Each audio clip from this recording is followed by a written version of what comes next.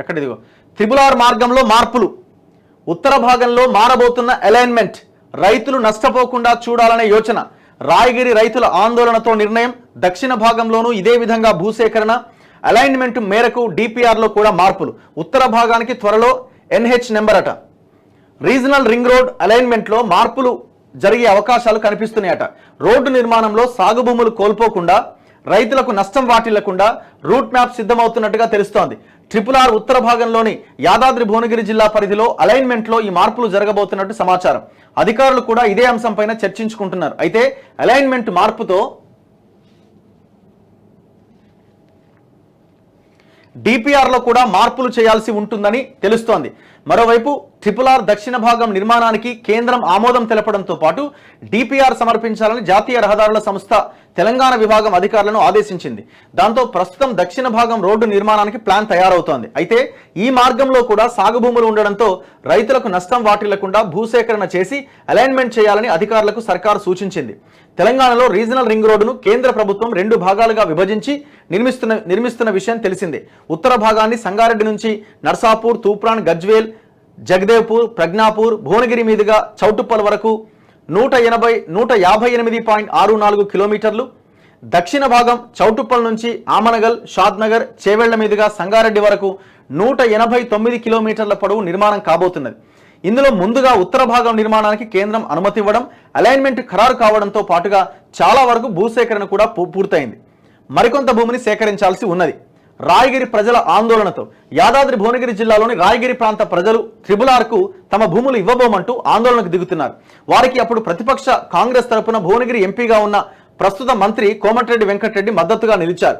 కాంగ్రెస్ అధికారంలోకి వస్తే రాయగిరి ప్రాంతంలో RRR అలైన్మెంట్లో మార్పులు చేయిస్తామని ఎన్నికల ప్రచారంలో హామీ ఇచ్చారు.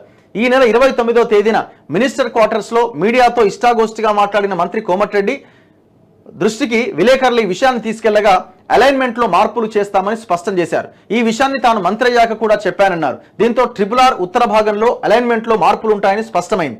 వాస్తవానికి రాష్ట్రానికి రీజనల్ రింగ్ రోడ్ మంజూరై దాని పూర్తి దూరం ఏ ప్రాంతాల మీదుగా వెళ్లనుందనే వివరాలు వచ్చినప్పుడే ఉమ్మడి నల్గొండ జిల్లాతో పాటు ఇతర జిల్లాలో కూడా పలు ప్రాంతాల రైతులు ఆ రహదారికి భూములు ఇవ్వబోమని చెప్పారు.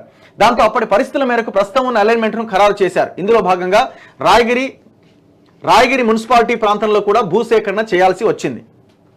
అయితే రాయగిరి పరిధిలో ఇప్పటికే NH 163 హైదరాబాద్ వరంగల్ జాతీయ రహదారి నిర్మాణం, బస్వాపూర్ రిజర్వాయర్, కాలువల నిర్మాణంతో పాటు హైటెన్షన్ విద్యుత్ లైన్లకు రైతులు భూములు కోల్పోవాల్సి వచ్చింది.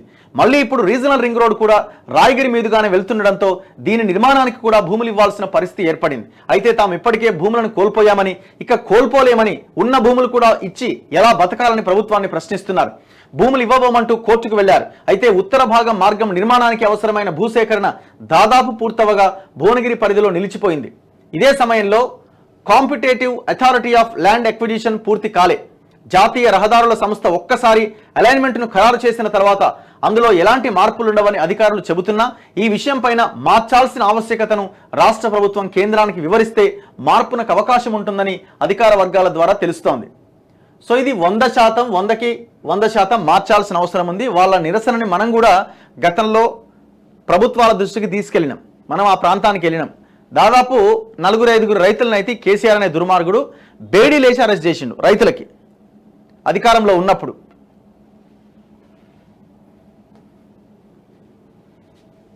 సో దాని విషయంలో రెండో ఆప్షన్కి తావు లేకుండా ఇమ్మీడియట్గా ఆ RRR అలైన్మెంట్ని మార్చాల్సిందే. ఎందుకంటే ఆడ గత ఎమ్మెల్యేల ఏవి మన వెంచర్లు ఉన్నాయి, వాటి నుంచి మాత్రం పోలే, మొత్తం రైతుల భూముల నుంచి పోయినాయి. పాపం ఆ రైతులు ఒక్కొక్కరికి 5 ఎకరాలు 10 ఎకరాలు ఉన్న వాళ్ళైతే మొత్తం కోల్పోతున్నారు. మరి ఎట్లా బతకాలి వాళ్ళు ఇప్పటికే 3 సార్లు భూములు కోల్పోయి వచ్చిన పైసలతో ఆడ ఈడ కొనుక్కుంటే అవి కూడా పోతే ఇంకా ఎట్లా?